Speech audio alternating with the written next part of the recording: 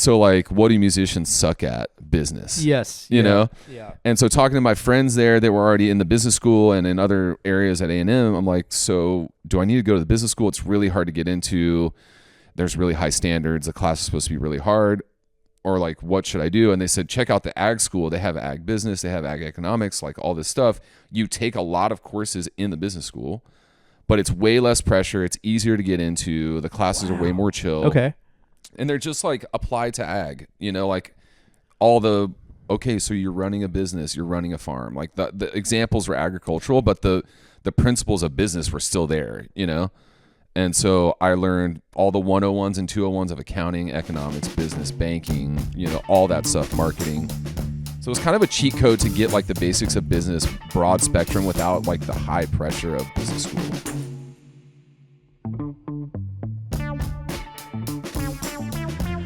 Well, have a seat.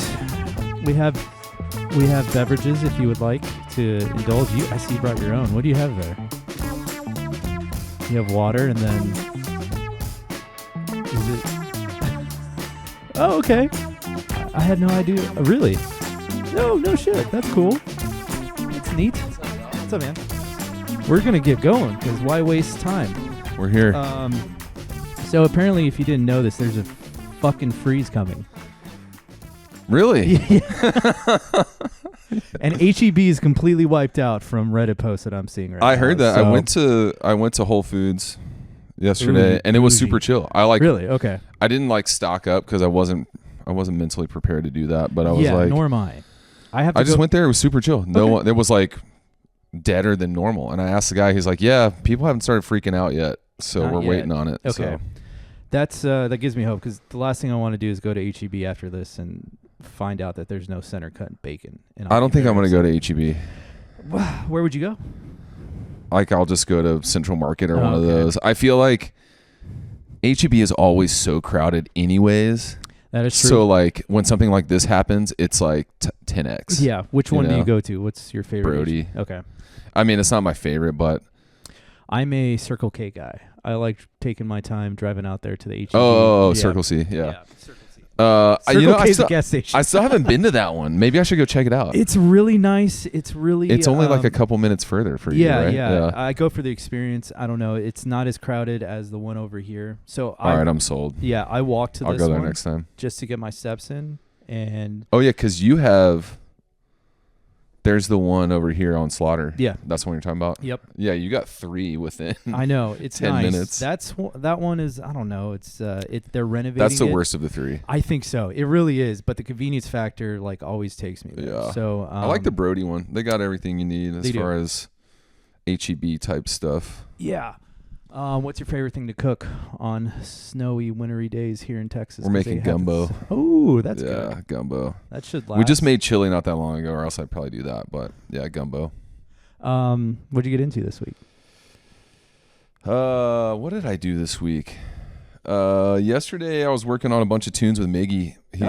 We're doing a studio session next month. With the Adobe. Yeah, Dobro. Okay. Yeah, we're doing a bunch of pre-production on stuff. So just polishing up songs, charting them out, just getting ready for the studio. Cool. Awesome. So he's got 10 songs ready for that. Did that yesterday. Tuesday, God, it's like, dude, rewinding time is so tough sometimes. I could look at my phone. Because you're so busy. Yeah, it's just I kind of just take it all one day at a time. Yeah. I feel like I played a gig. I'm sure you did. Given your work ethic and I feel like talent. I did. I don't know. But it's not whatever it wasn't important enough for me to remember. But yeah, just kind of a mix of all that, doing stuff like that. Do you take time to like understand and appreciate how busy you are? Like it's got to be a blessing, right? It definitely is. I don't know if I take time to appreciate. I do for sure. Like I mean, when I hear you're constantly busy, I'm like, man, do you get to, I guess, enjoy it? I do that when I'm on vacation. Okay. Yeah. When I carve out a vacation and I'm sitting on a beach somewhere, I'm like, yeah, I did this, which is great. I think when I'm super busy, especially during like March or October, when it's really crazy, I'm like, okay, this is crazy. I start to get a little overwhelmed. I'm like, okay, I signed up for this. I could have said no to these things. Exactly. I'm also very fortunate to have these opportunities, Yeah. you know, so like, yeah, I appreciate it all because Now- there were times when I was not busy at Sure. all, you know. You're not the type of guy to back out of a gig. I feel like once you say yes, you're committed, right? So I try to be. so how do you factor that in for like your workload? Like, because I'm sure you have months like me, I have months like next month it's completely empty. Then all of a sudden something happens and it just boom, it goes off and I'm busy, you know, every week, every day almost. So how do you plan for that? Just Can you? diligently managing the calendar. Okay. Like that's, I mean, you know, Yeah. it's like I used to be bad at it. Not terrible, but not great. I Right. mean, I think it's just for any person that's creative minded, stuff like that is not the best for them. Like, you know? And so I learned the hard way by double booking or forgetting that, you know, I got to be way better at this. Right. I just have to be on it. If somebody tells me about something, I put it in my calendar immediately. Same. And then if it ends up not happening, it's better to have it there and delete it and not need it or Right. whatever. Just so diligently doing it and being really mindful of the timing too. Like I always try to get specific timing because if I can do multiple things on a day, I'll try to if I want to, Yeah. you know. But I also make sure to give whatever was there first the respect of, you know, how much time it needs, more than enough time just in case anything changes. Right. So but yeah, just the calendar game. That's something I harp on to like younger musicians that I talk about. Just make that be something that you're really good at. Yeah. You just have to be. It's an easy thing to do. Like, Yeah, it's easy enough and it gets you the respect from the people who hire you if you're good at it. And you know, and it should be something that no one even has to worry about with you. common sense, Yeah. right? I think that's just a common sense thing to do. Okay. So now that we're already into the business of the music career, where are you coming from? Where do you call home? Where were you born and raised? Oh, okay. I was gonna say I'm like I right know. there, dude. I'm so close. I was born in Shreveport, Louisiana. Barely, you know, I was there until I was 4, so I have very little memory there. Okay. I started school in Dallas, like Coppell, which is just north of Dallas, suburb by the airport. So like pretty much all my memories are Texas. Got it. My passport says Louisiana. That's about, you know, and I love Cajun food. That's like kind of my two connections to Louisiana. All right. Yeah, grew up in Dallas or north of Dallas, suburb, nice schools, and spent my whole life there. Went to Okay. A&M after that and then moved here after that. Are your parents still around? Yep, they're Okay. both up there. One is still in Coppell and the other one's like down the street in Okay. Flower Mound. It's close by. What did they do for a career? My dad, they're both retired now. My dad was in the oil and gas industry, which was passed down from my grandpa to him. Yeah. You know, my grandpa had his own business for a while and then they just all went into different businesses, whether running some or not, Right. from there. Sales and marketing kind of is what he was doing there. And then my mom was in like retail merchandising, like visual, like setting up displays and stuff. Okay. Mostly in like the dishware. So like high-end dishware or crystal, and like you go into like a Dillard's or something and everything's arranged beautifully and all Yeah. that. Like that's what she was doing. So like visual merchandising is what it's Okay. called. That's an interesting little niche. Yeah, it's Um, cool.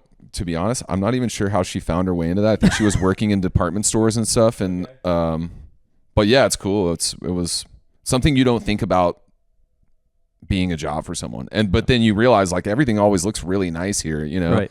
So she would travel all around North Texas, going to malls and making them look nice and picking Right. up stuff where people rearrange stuff and all that kind of stuff. That's kind of interesting job.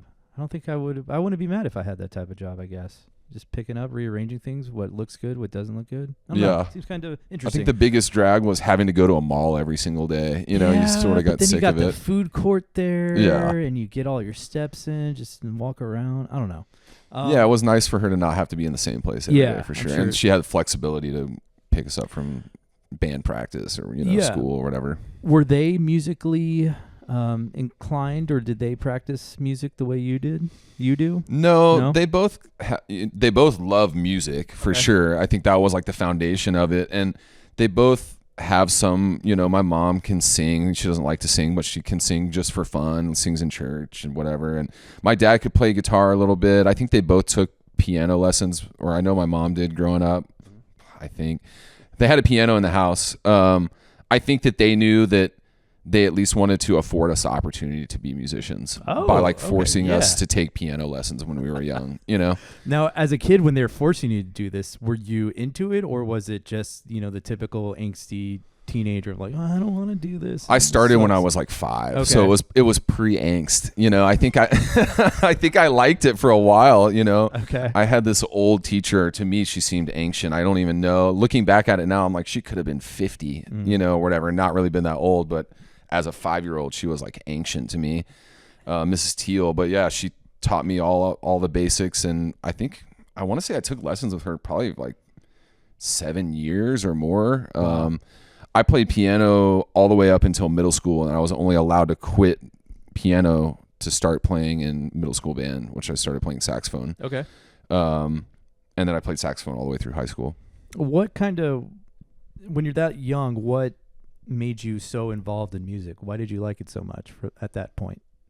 Do you think you can conjure up it's hard for me to remember a time when I wasn't playing. Yeah. Because it was so early on. I think they wanted to start my brother when he was like 7 or whatever. Mm-hmm. And I think they were just like, maybe they asked me if I wanted to do it, or maybe they're like, you're just going to do it too, or whatever.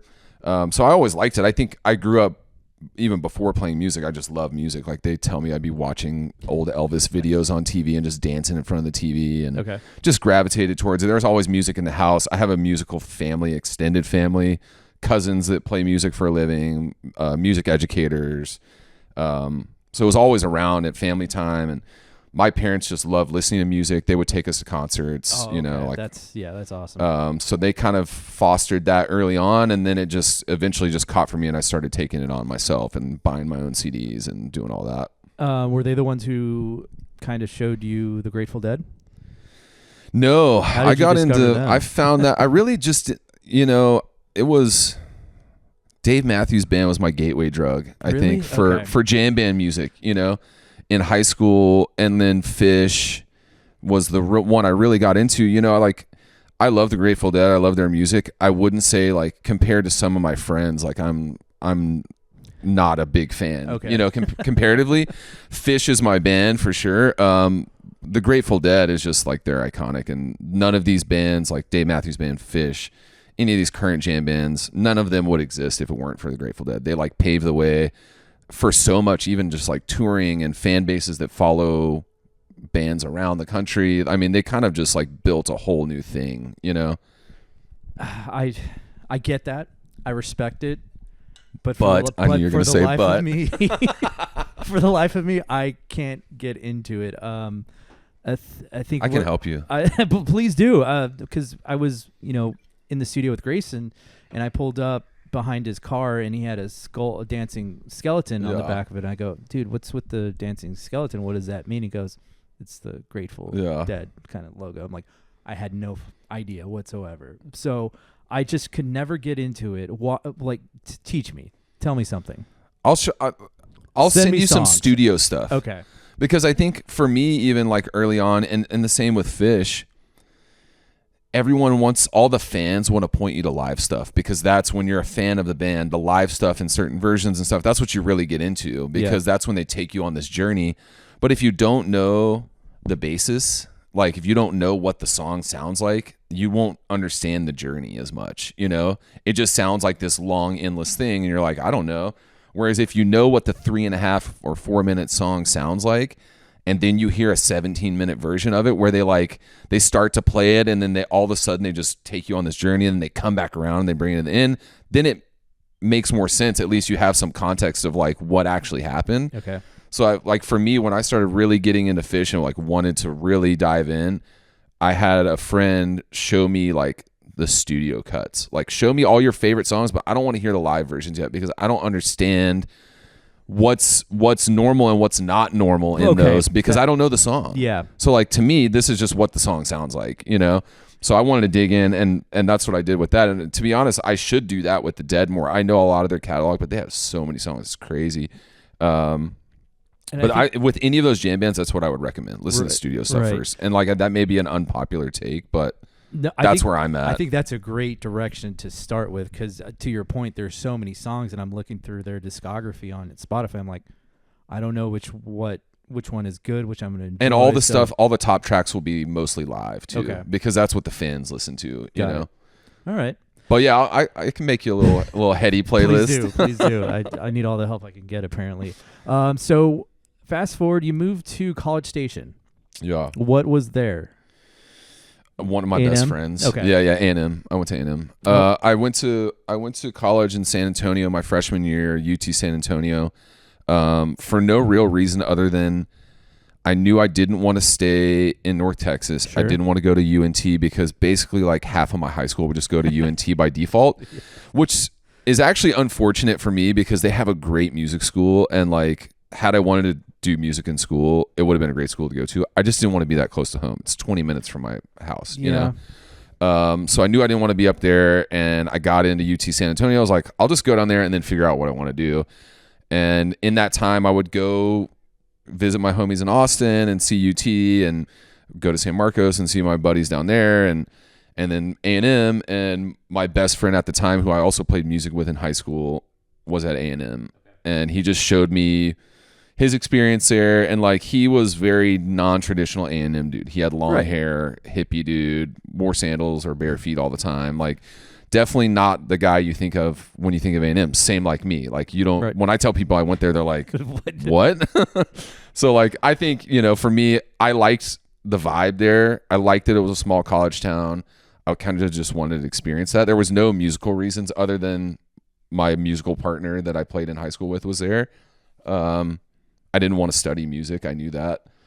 And so I just wanted, I liked the vibe. What did you go to school for? Or what did you enroll in at UTSA and then at A&M? I don't even think I might have just done like general education at UTSA, because I might have done music business. I don't even know. I think I was, you know, freshman year, you got to take core curriculum stuff anyway, so it doesn't even matter. Yeah. And then when I transferred to, I went to Blinn first, community college, just to keep knocking out basics. And then when I transferred to A&M, I was in agricultural school, agricultural economics. Okay. That's what I got my degree in. Agricultural economics, baby. So you know how to grow plants properly.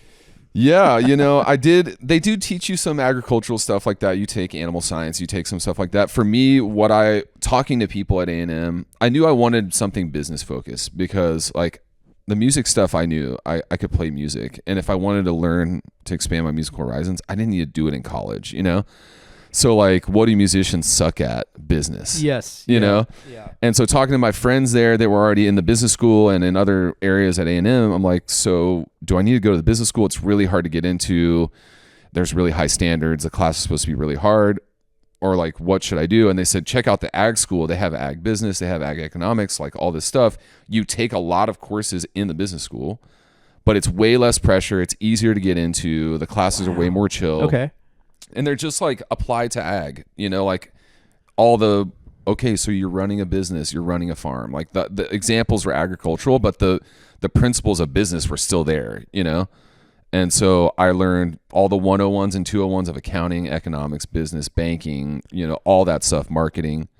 So it's kind of a cheat code to get like the basics of business, broad spectrum, without like the high pressure of business school. And you found that out just through natural conversations with your friends, right? Yeah, talking to people. I might have talked to like advisors or whatever there too. But right. Yeah, I think just talking to people who were in the ag school and who were in the business school, and all my business school friends were like, just so stressed out all the time, and like it's a just like at UT, it's a very like prestigious business school, and I didn't need that or want that. I wasn't trying to get a finance job. I wasn't trying to work in an accounting firm.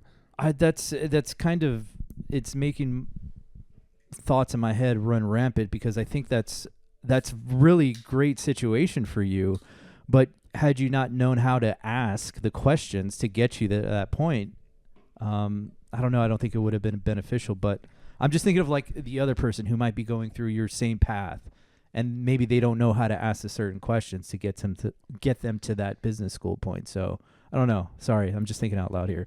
But yeah, I don't really. I wish I could rewind it and rewatch how exactly I found that path, because I don't really remember. I remember a lot of my buddies in the ag school really liking it, and a lot of them not being interested in going into agriculture as a profession. Some did, Exactly. you know? When you say like, "Hey, I'm going into agriculture for business," I'm like, "What the hell are you going to do with that? You're going to start a farm, or you're like, how is that going to impact your life?" I have But buddies that work obviously in it's grocery worked out. store, like high end. They're corporate at Whole Foods and like that kind of stuff. So those are other jobs. You can work for the USDA and stuff like that. But that's not what I was interested in. I got one of my musical mentors early on was my mom's best friend's husband, keyboardist named Don Ambrose. Basically my second mom, her like husband. Ferris bit. Yeah, Husband, boyfriend, girlfriend, cousin. My mom's best friend, her husband. Okay. So it's just, like I grew up with these people. I was in high school band with their daughter, and he's a professional jazz pianist. And he was like, "Whatever you do, you know, you don't have to listen to me, but like, I don't recommend going to school for music unless you want to be a teacher, you know." And I didn't want to be a teacher or a professor. And he said, you know, learn something that's like a life skill that will help you if you decide not to pursue music or whatever, if you need a fallback. And my dad kind of reiterated that, like, learn business because it can take you so many places, you know? And so I was like, all right, cool. That makes sense to me, you know? Mm-hmm.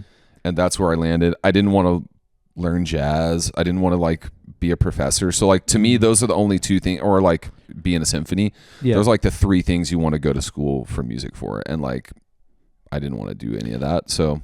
And yeah, that's fascinating, and that, I don't know, I feel like a lot of people would be in better situations if they invested all their money into kind of, you know, an education that's going to serve them outside of college, because I think that's the number one problem with, you know, college. You can pay a fortune, but then you're not going to start a career in that, you know, major that you were going to school for. At least some of the friends that I've talked to, they're no longer doing that. Like, I think I'm the only one that actually pursued a career in editing and video. What was your major? It was electronic media at Texas State. So now I think it's called RTF, radio, TV, and film. So they gave me the skills of editing, of shooting for news, and writing for newspapers. See, I think like that makes like those are skills you need to learn in that industry. Yeah. Like with music, it's not, you're not going to learn something that's going to make your rock band better in college, you know? Right. What you could learn is business, how to market yourself better, how to manage your money better, or don't go to college, you know? Like if you're dead set on being a full-time musician, Mm-hmm. I mean, pissing away $100,000 or $50,000 or whatever $1,000 on college may not be the smart move at all for you. Not at all. You know? You're going to be in a deficit once you graduate, and that's going to be hard to climb out of. Yeah. Okay, so after college, after A&M, what happens next? I moved to Austin immediately. Okay. Yeah, that was always the plan. When I was at UTSA, I wanted to come to Austin. Like deep down, I wanted to live in Austin. But I had the wherewithal somehow to go, if I move to Austin, I'm never going to graduate college. I'm going to get sucked into the music scene, and I'm not going to do it, you know? And so I didn't. I went to A&M. What time frame was you, or what year was UTSA? 05, 06. 05, 06? Yeah, I graduated in 05. All right. And A&M was 07? 6 to 10. Okay. Yeah. I moved to San Antonio summer of 05, was there 05 to 06. Summer of 6, I moved to A&M, 6 to 10. Okay. And then summer of 10, I moved to Austin. Got it. Sorry for interrupting. I just wanted to put some time frames on that. Okay, so you get to Austin. Yeah, I just knew I wanted to be in Austin immediately when I graduated. That was always the plan. And then at that time, I was playing with a band in College Station called Strawberry Jam that was like College Station successful. You know, we were the only guys really out there gigging hard, not playing country. Yeah. And we were doing jam band stuff. So like we're definitely the only jam band in College Station. There was jazz and some other stuff. And we had kind of built a scene, like we built the jam band scene, like where we would get some of the San Marcos jam bands and Austin jam bands to come play out there with us, and we would come play shows with them here. And Triple Crown, which I heard you talk to Chris Mead about. Yep. We played a Triple Crown a bunch and would smell like it for, a week after. Dude, y'all talked about just how smoky it was in there. Like the memories of that, and like driving back home, all of our gear would just like, my cases would smell like it. And then you take all your shit out of the car, and your car would smell like it for like several days after. Yeah. It was so brutal. But that place was awesome. The vibe was awesome there. It was, yeah. But so our band, we just all moved to Austin together. A few of us got a house together. and we're like, we're just going to play shows. And, you know, we all knew we were going to have to get jobs. There was never like one of the guys had already had a full-time job. We were all going to be looking for full-time jobs of some sort. So like I started working in tech, you know, months later, like a handful of months. I was working odd jobs or like being a stagehand, and, you know, we were playing shows. We weren't really making much money at all. We were definitely not thinking of it as a career as far as financially supporting ourselves yet. Right. So when did the idea, or when did that moment of, holy shit, I can be a full-time musician doing this, when did that moment arise? I worked in tech for 4 years. I was at a startup. Do you remember Pick a Prof when you were in college, or like Rate My Professor, where it's basically like that. Yeah, okay. So Rate My Professor, their big competitor was Pick a Prof, which is where I worked. They were in town. They rebranded to My EDU is what it's called. So I worked there doing data entry and then marketing and then sales, kind of like worked my way up a little bit. And then they had a huge layoff, and I got a job at Facebook in 2012, was doing small business marketing and sales there for a few years, and then got fired because what'd you do? I was living two lives. I had gotten to that point where I was like playing a lot while I was towards the end of my time there. And it was more of like, I'm sure it's probably still this way, but at that time, they gave you everything. They paid you too much money. They fed you 3 times a day. They would do your laundry for you. They literally do anything you needed. All they wanted was all of your time and attention. Yep. That was it. And for me, I'm like, hey, you guys are paying me hourly. You know, I was full time, but I'm like, you're paying me for 40 hours a week. You're going to get 40 hours a week from me. And they don't like that. They didn't like that. We just didn't align on I'm a guy that will check all the boxes that you give me, and I'm not going to make a new box to check. And I'm like, hey, if you want me to do more work, just tell me what you want me to do. I'll get it done. It just didn't work. Eventually, I butted heads with enough people about those points, and I think they also knew that I really was like trying to find a way to carve my way out of just doing music full time. So I just got pushed off the cliff, you know, and for some reason, they cut me a fat severance check on the way out, even though I got fired. So I got that. I got unemployment. So I was making more money not working than I was working for several months. And I'm like, all right, if any time in my life I'm going to have a chance to try to go full in on it, now's the time. I'm already playing a ton. I have a lot of connections, whatever. I had been saving money working there because they paying me way too much for a 25-year-old. And I'm like, and then they cut me a fat check on the way out the door. And I'm like, all right, cool. I should at least give this a go for, you know, however many months I feel comfortable. And then now we're here 12 years later and it's still working, you know? So I don't think it wasn't like this big aha moment. I got pushed off the cliff and was like, all right, let's do it, you know? During your time at Facebook, was work from home an option, or did you have to be in the office? It was office. I mean, you could like, it was not like it is now, you know? But you could like work on the road or whatever. You would travel, you know?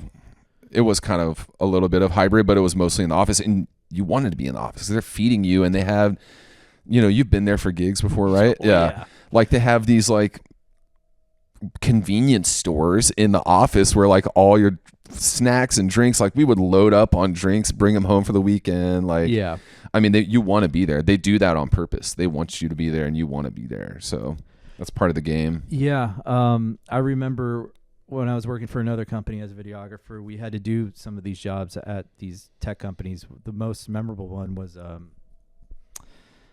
it just had it Shopify. So we went up to Shopify, and they weren't as big as they are now.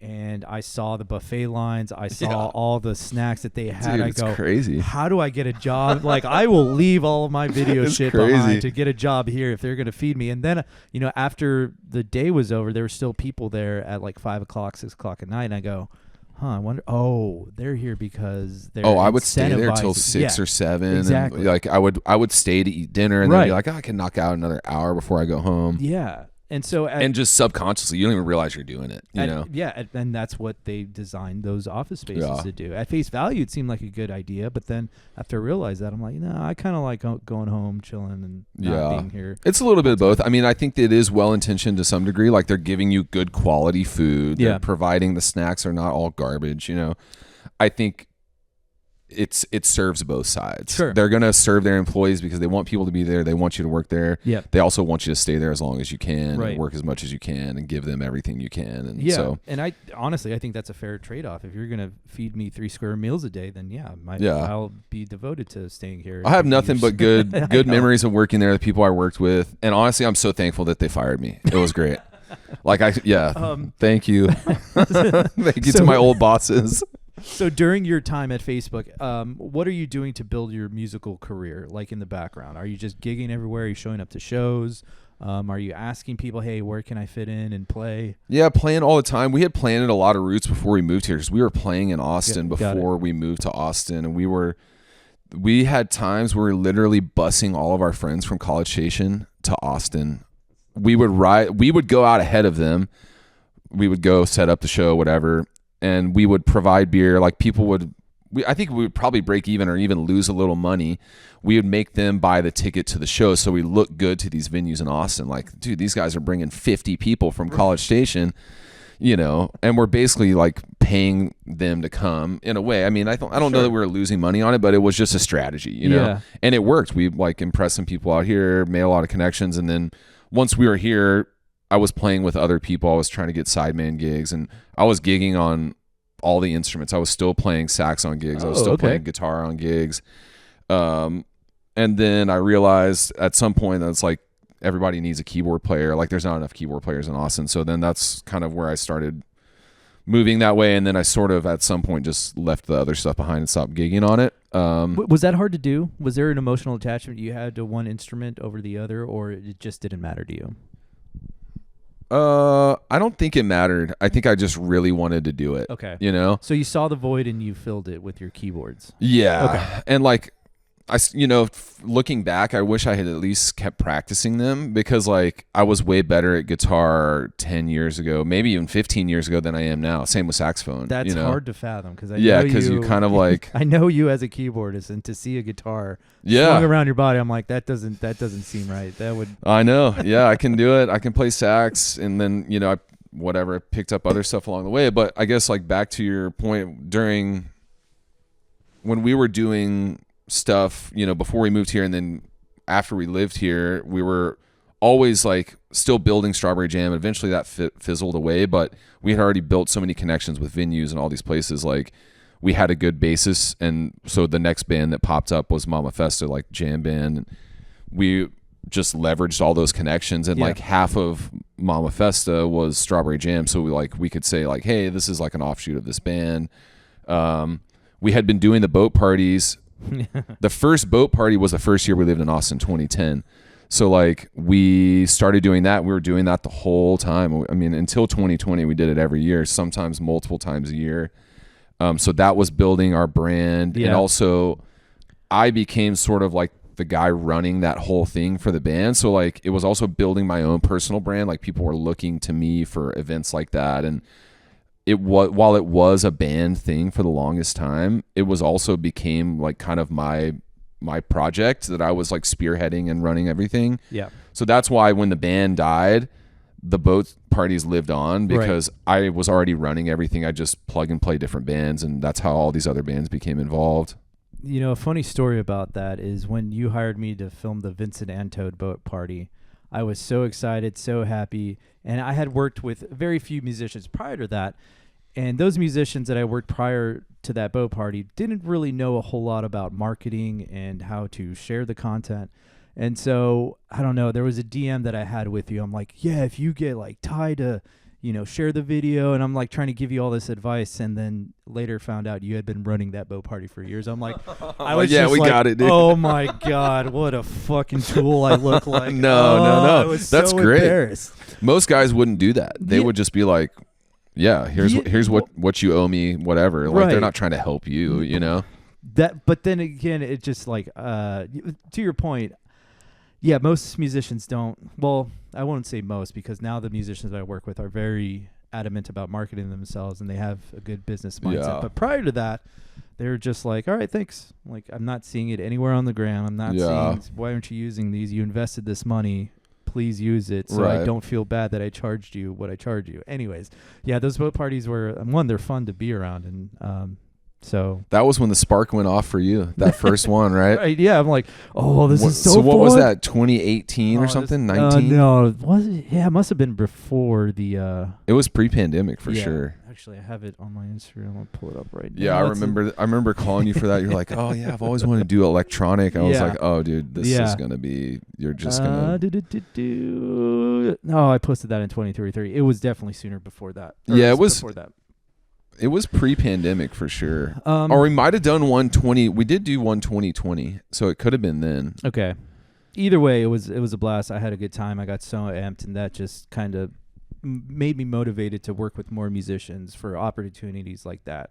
And I always tell people, like, you know, the music and comedy stuff, it's not the most financially rewarding, but it is the most creative opportunities that I have. And I'm able to make some sort of sustainable income through that. So that's what I appreciate about it. Yeah. I'm definitely not filling the retirement plan with, you know, in those industries, but it does keep me afloat. And I think that's an important thing. Yeah, I think that's similar to me for like when I'm out playing gigs, like venue gigs for fun. Mm-hmm. Like those aren't the ones that I'm like counting on paying my mortgage with. Right. Like those are the ones that people don't see, like me. They don't see me and you when we're making good money. Yeah. You know, those are the people that see us at those right. are people in ties and, you know, C-level people. And, right.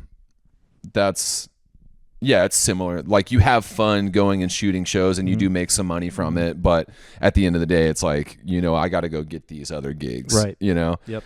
I feel the same. I kind of have that same mentality I'm fortunate enough to have that mentality with like playing public shows where I'm like, I'm playing a show on Friday, opening up at Antone's. I was going to lead that into another question, but okay, yeah, go ahead. But yeah, it's just like playing shows like that. I'm more worried about, can I pay the band, you know, something that they're happy with versus like you know, like if I was playing this for a corporate thing, I wouldn't take them amount that they're offering me, right. You know, but if it's just for fun and whatever, as long as I can get a band that's happy with what they're getting paid, then I'm cool, you know. Everyone's having a good time and we're playing music. There's something to that. So with Mama Festo, how did that band come to be? Because I think it was probably spurred by Strawberry Jam breaking up, and then me and the bass player, like I think we wanted to do jam band stuff, you know, and I think early on we're trying to find our way and figure out what we want to do. And I met the singer, Lowell. We had known each other for a little while. He actually went to Texas State and he went to high school with our bass player. And I think at some point they were like, why don't we just do this? And we can use these same guys and plug in the drummer. And then that's when Vince also went to high school with those guys and later joined. But yeah, it was just kind of born out of necessity to want to keep playing. And while Strawberry Jam had jam in the name, we weren't really a jam band. We almost became more of like a pop rock sort of thing. Like we would jam live, but it definitely wasn't like a jam band. We were playing like pop rock, basically. You know, that's what the beginnings of the song sounded like. They didn't sound like jam band songs. So that band evolves.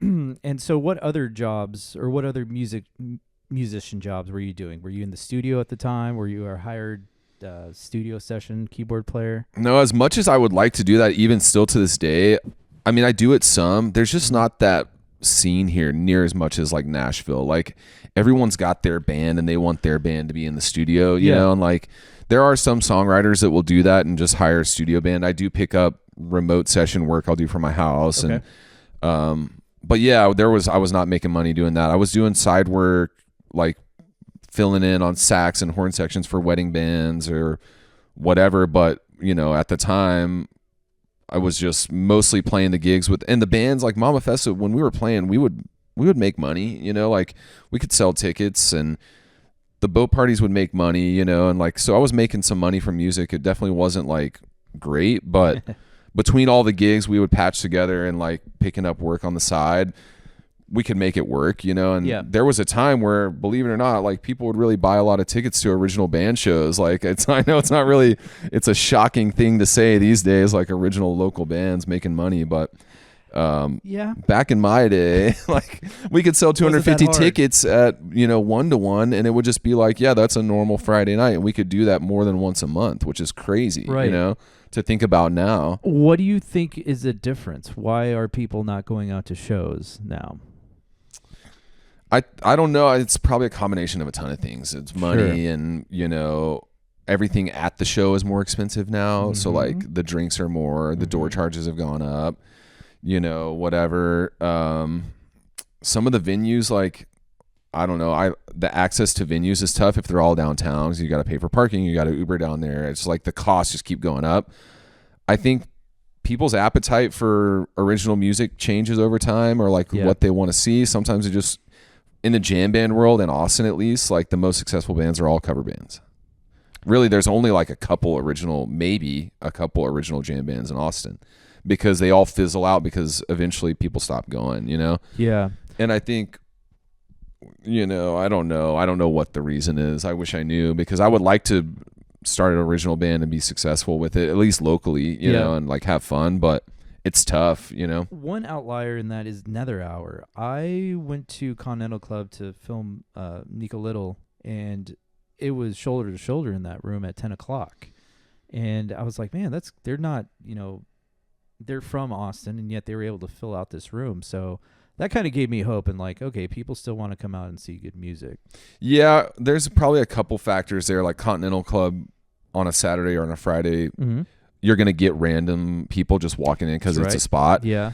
Tourists, but also Nether Hour, they like jammy stuff. I wouldn't call them a jam band. Yeah. They're like jam band adjacent. Right. They like that kind of vibe, but they did a really good job in 2020, 2021 of just playing all the time. They were playing like 4 times a week. I think they had 3 residencies, and they just built a scene. It reminded me of what we did in College Station. Yeah. We built a scene of people that knew no matter where we're playing, there's going to be a bunch of people that are fun. The music's going to be fun.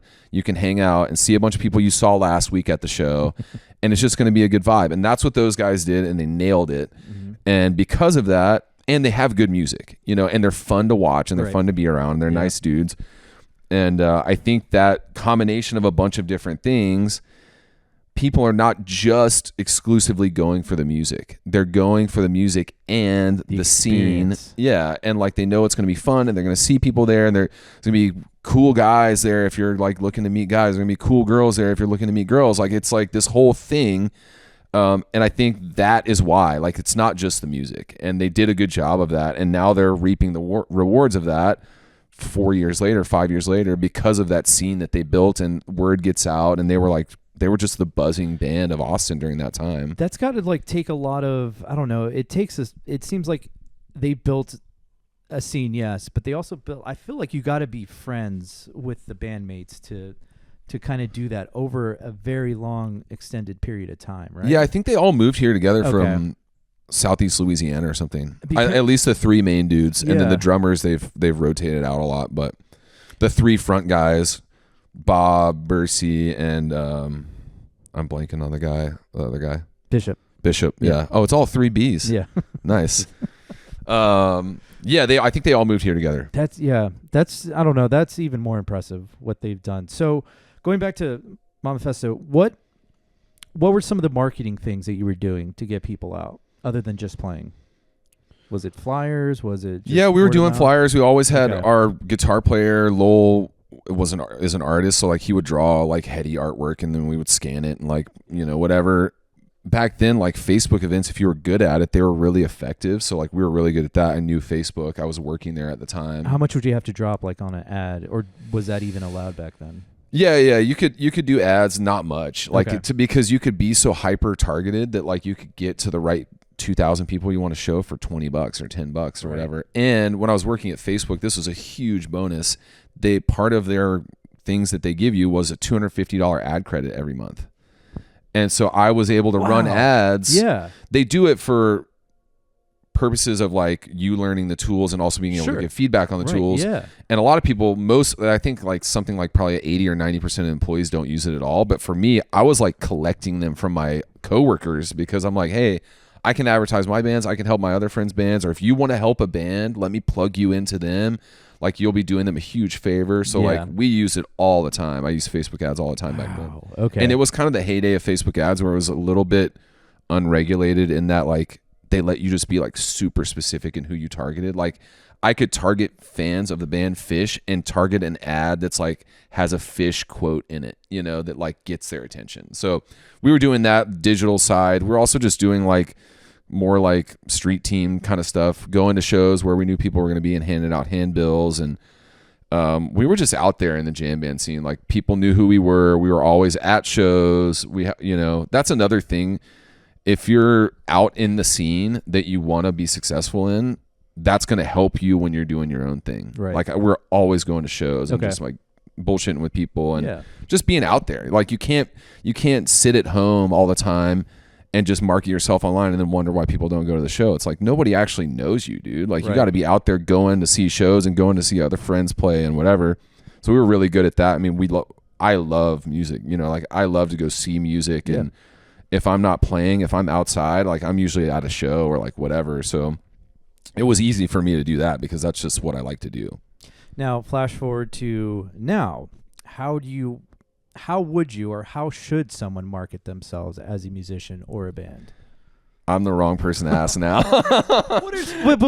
I just don't do it really anymore. Yeah. Like my section of like my career of what I do is like it's not as important for me to market myself, at least from like a trying to sell tickets or trying to sell CD streams, CDs, albums, whatever. It's just so different now. I mean, obviously the answer is social media, TikTok, Instagram Reels, do all that stuff and just constantly pumping out content, which I just suck at, like I just don't like doing that. And I'm thankful that I came up in the era that was kind of before that. Like it was still, if you were doing it back then, it would have really worked, but you didn't have to do it. Now you have to do it. Like you can't get booked at some venues if you don't have X amount of followers on Instagram. That's or what whatever. I'm hearing, especially from Nancy Copeland, who specifically said, we're going to look at your Spotify streams. We're going to look at your social media content. And that's just the way it is. If you haven't established yourself already, then that's what they're going to look at. It's just metrics, and you can't blame them for it. It is what it is. It can also be really misleading. Like you can buy followers or you can fake streams, Sure. That doesn't mean people are going to walk in the door. So, but I think it's just, there's a bunch of ways to do it. It seems like it's all, content based. You got to get out there and do it. But I also stand by like the be out in the scene that you want to be in, if you're wanting to play at C-Boys, go see shows at C-Boys. If you're wanting to play at Continental, go to Continental. You want to play at Antone's, go see shows there. Shake hands with the door person and, try to see if you can meet the stage manager or the booker or whoever, sound guy.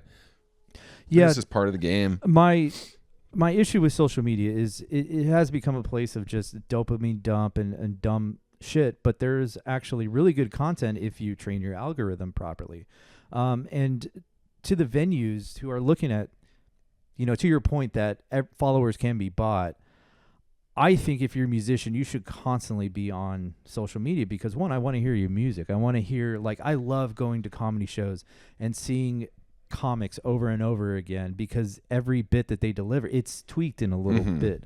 And when I watch artists on their social media streams, I hear, different, the different ways they play their songs, and then when you go see them live, I'm like, that's different, and that's fascinating to me. Yeah. But also, social media is free. It doesn't take much to set up your phone and play your guitar to the phone. I mean, it's just content. It's an easy way to market yourself. So I hope more musicians do that. I know I need to do it. I'm so bad at it. You are so bad at it. But your music skills, it's so talented. It's such a pleasure to hear you perform, and also to be able to listen to it on my phone. Man, that's something special, and that's something you can give fans. Artists can give fans. That's for free. If we're gonna pay $40 a ticket, but we get to watch you constantly throughout the our social media streams, that $40 to your show, it's really not. I mean, that's an easy ask. You know? Yeah, I feel that for sure. But I'm a different person because I appreciate and I know how hard it is to. You're to a content machine. Yeah, I'm trying. I'm trying. So when did you get involved with the Moon Tower gig? I think 2016 or something. Okay. I had been playing with Drew for a long time. That's right. Like Yeah.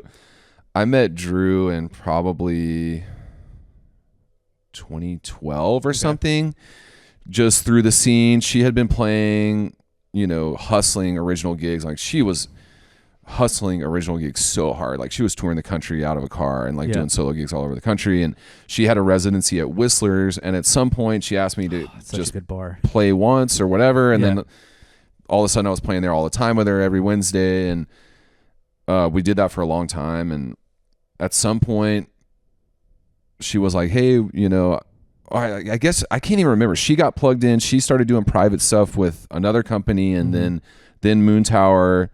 And then some years later, she hit me up. She's like, hey, we need another keyboardist. Like, our demand's going up. Yeah. It was right when they were about to start another band. Okay. So they're going to start Love and Happiness or whatever. They had Matchmaker and PDA. And then, so I just get called every once in a while, filling in, whatever. And then over time, they just need me more and more and more. Yeah. And, they scale so quickly over time, too. And, so yeah, I think 2016 probably is when I first started filling in on gigs and doing Love and Happiness, and now here we are 10 years later, I guess. Damn. Did that become flash forward 10 years just like that? Yeah. Did that become like a staple of income for you? At the beginning, I mean, the money was good always. When I would get them, I wasn't getting them a lot, and then they started picking up more and more. And then I was like, okay, now this is something I can really count on being there, because the frequency was becoming more steady and not just like, here's 2 this month and here's none for 3 months and here's another whatever. But then, at some point it became like, all right, I know that this is going to be something I should give as much attention to as I can and say yes as much as I can, because they would get planned way out in advance. It's private gigs, whether it's weddings or corporate or whatever. They're like, they're planning ahead, so you can plan way ahead and then fill in your calendar from there. So like once I saw it, I was like, okay, this makes sense. Like, I'm going to definitely do this as much as I can. Does that take a specific type of musician to fulfill a role in, that type of private event cover band, or? Yes, but everyone can be that if they want to be. Right. It's not like you have to have a certain set of skills. You have to have a certain set of like discipline. Right. Like you have to have a certain set of skills to have the skills to do it. Like, but I think a lot of people who say they can't do it, it's not because of the skills, it's because of the discipline. And it's even something I continue to work on today, 10 years later, playing these gigs. Like, sometimes you just want to chop it up and do crazy shit on the gig, and like you can't, or like maybe there's a moment where you can do it for a second or whatever. But yeah, I think that's the biggest thing is discipline, and like play to the gig that you're playing. Don't play the gig like you're at whatever C-Boys on a Tuesday night and it's like a rowdy drunk crowd, but you're playing a corporate gig on, whatever. And they're also a rowdy drunk crowd. Yeah, but it's like they want to hear it like just like the book, whatever. They want to hear that solo from Don't Stop Believing. Yeah, there you go. They want to hear the note for note. They want to be able to play the air guitar to the guitar solo and look cool in front of their boss. Like dude, you got to play the gig.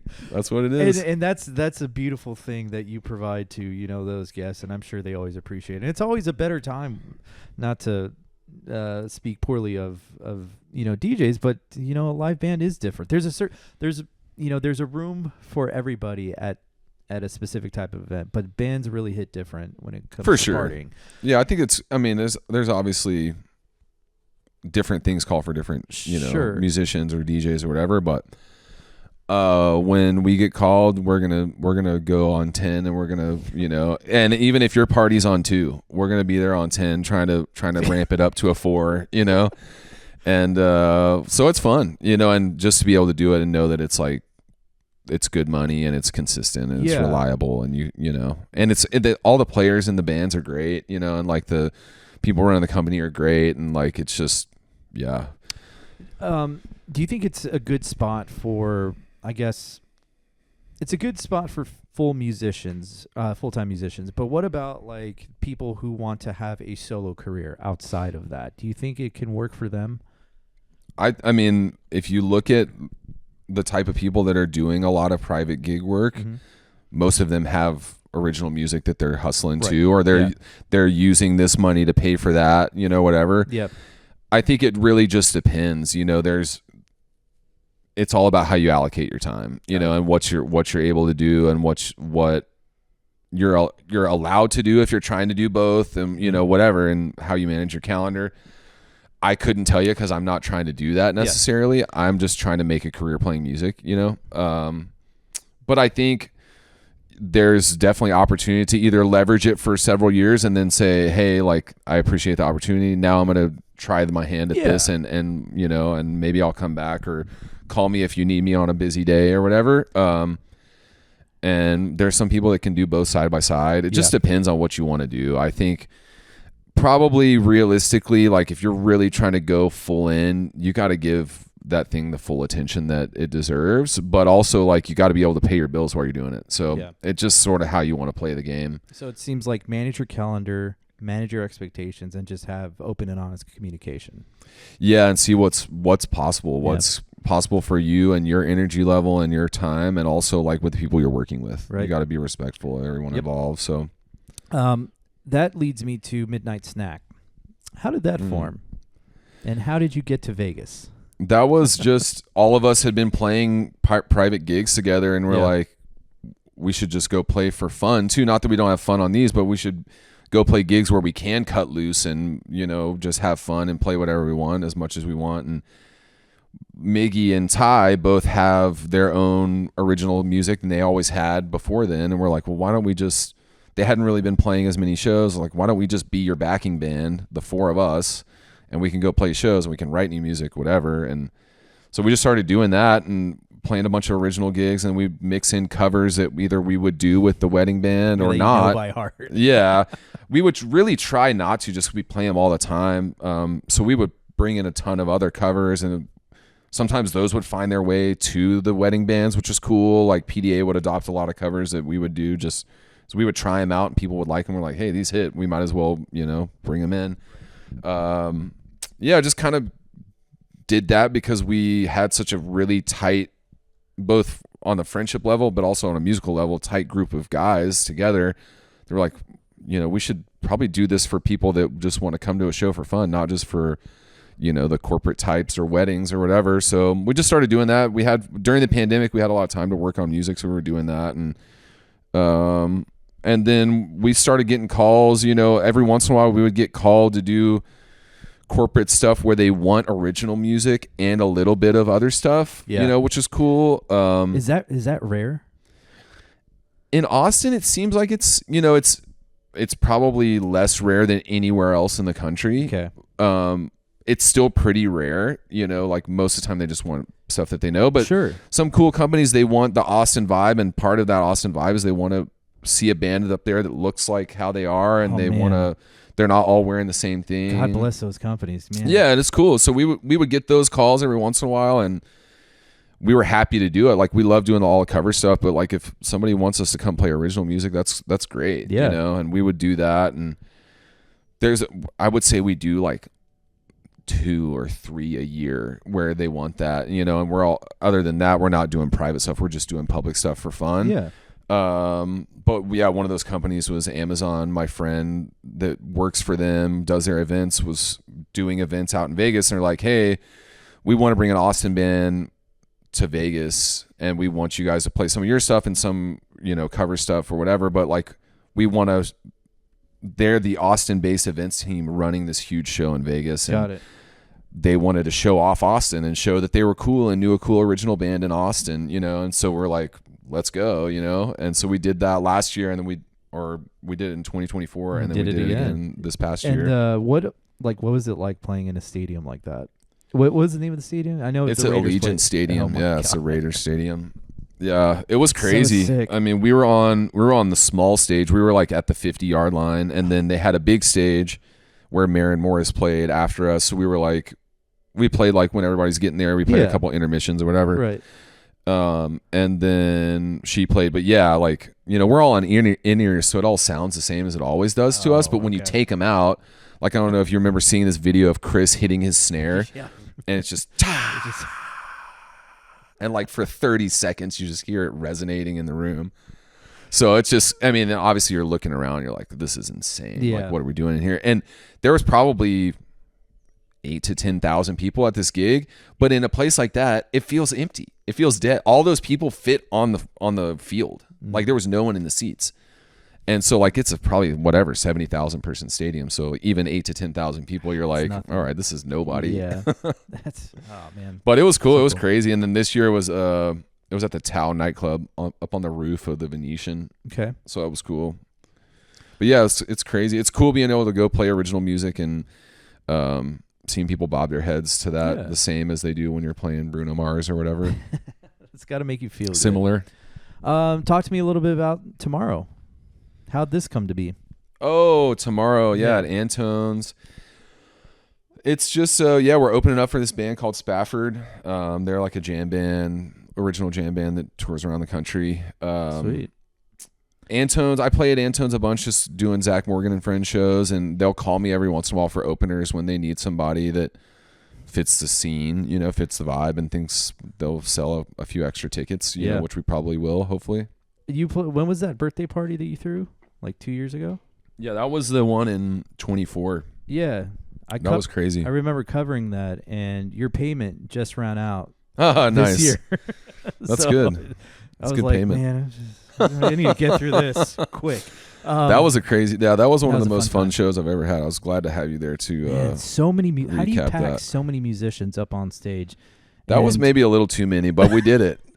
I mean, the sound guy was probably just like in the weeds the entire show. Yeah, like luckily and unluckily, it was somebody I knew. It's Eddie, you know, he runs stuff with Moon Tower. So like, luckily it was someone I knew, and I could be like, hey man, like, it's gonna be kind of crazy. But unluckily, like, he'll never forgive me for how chaotic that night was. But he had a great time. Yeah. Once we made it past sound check, he was like, that was one of the most fun shows ever. And he actually ended up like, we recorded the whole thing, and he ended up like saving the files and showing some of his mixing students like that show as an example of how to mix. Yeah, and, no shit. Yeah, that one was just, you know, it happened on a night where a lot of people weren't playing, and it was a Thursday night in August. August is dead for a lot of people, and I pulled the birthday card, so a lot of people wanted to come hang out. They knew it was going to be fun, and, you know, once you get a solid base of whatever, 6 or 8 musicians, and I'm like, hey, so-and-so is going to be there. These people are going to be there. Like, if you want to come.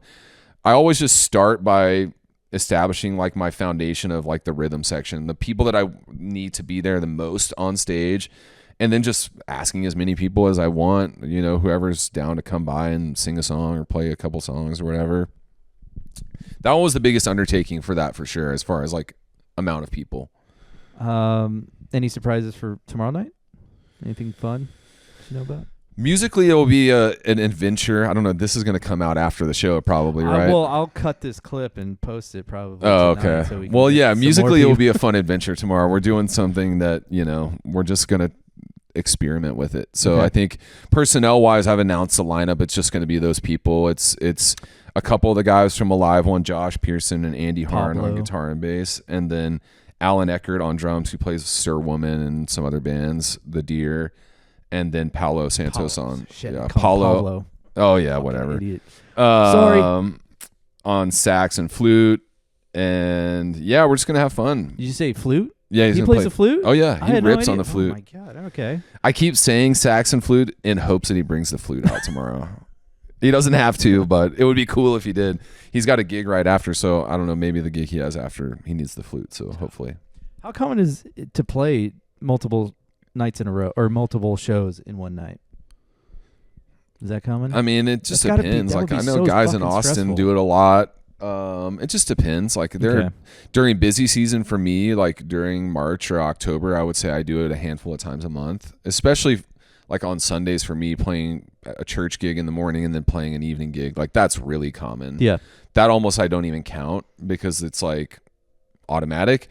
Being able to pull off 2 in a night is tougher just scheduling wise. You know, for me, sometimes during football season, I'll play like a daytime gig, pregame gig and then play a night gig. Like that's fairly common. Okay. But yeah, I think guys that play church gigs very often play, a Sunday morning and a Sunday night. And how do you do that? Because you're playing late in the evening the night before, well into the morning, and then you have to wake up, 8 o'clock, 9 o'clock, or maybe earlier? Oh, yeah, earlier. I mean, mine is not that bad, and I wake up at 7. I know guys that have to wake up at like 6. It's kept me tame on Saturday nights. I will say that, Not that I used most of the times we're playing weddings and stuff anyway, so I wasn't really getting crazy, but I would typically have like a couple drinks. It's always open bar, and you're like, whatever. And then it just got to the point where I was like, I could tell the difference between 0 and 2 drinks. If I had 2 drinks, even though I'm like not feeling anything, 2 drinks you feel in the morning when you're trying to get out of bed. And so I started just noticing that. So like I very rarely drink on Saturday nights anymore.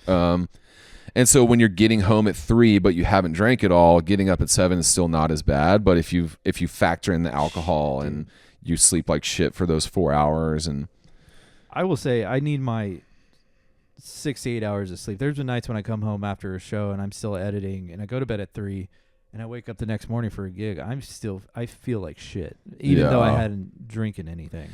I think I've always been one that doesn't need a ton of sleep, luckily for me. Oh, okay. That's nice for you. But yeah, I think it's tough, man. I mean, church gigs are not for the weak, if you're, but at the same time, like if you're trying to hustle it full time, right? Guess what? Church happens every Sunday. That's true. And if they're paying you, they're going to pay you every Sunday. Rain or shine, snow. I say that, but snow. I'm not trying to get snow. It might actually not happen this Sunday. We'll see.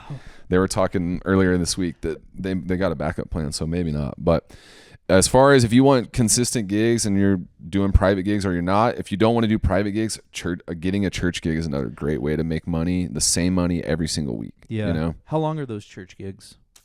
I'm there from like 8 to 11:30. That's not bad. We do rehearsal. Yeah. Okay. So we don't rehearse midweek. A lot of people will do rehearsals midweek.